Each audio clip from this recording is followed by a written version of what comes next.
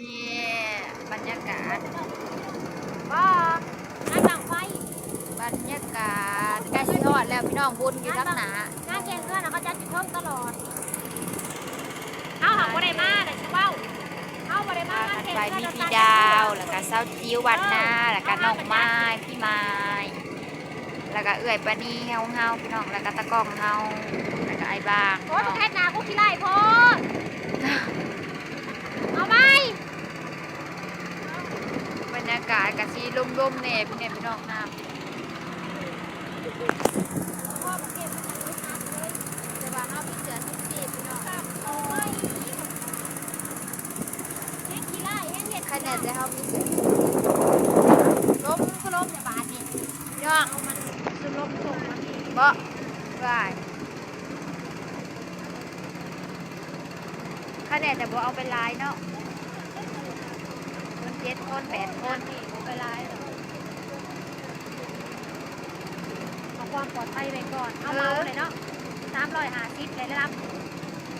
น้ำบางอย่างนี่นู้นบางลายได้แต่แส นั่ น นนี่350ตัวน่ะบักลายได้แต่แสนเช้า แสนเช้าเนาะ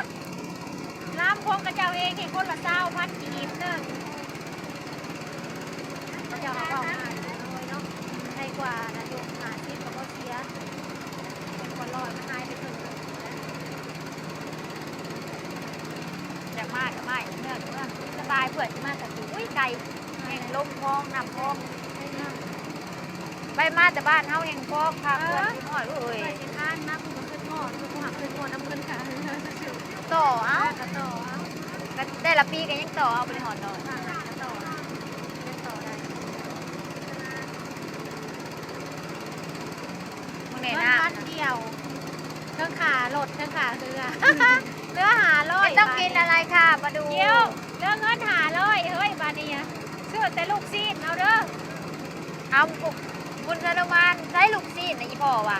อู้แต่มันลืม ถ้ามันเริ่มซื้อลูกซีนมาให้ ผ้ากันหุ่มซื้อแต่อันหมักองุ่นบางเนี่ยผ้ากันหุ่มซื้อแต่หมักองุ่น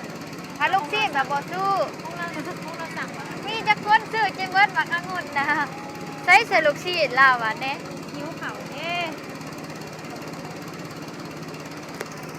บรรยากาศว่า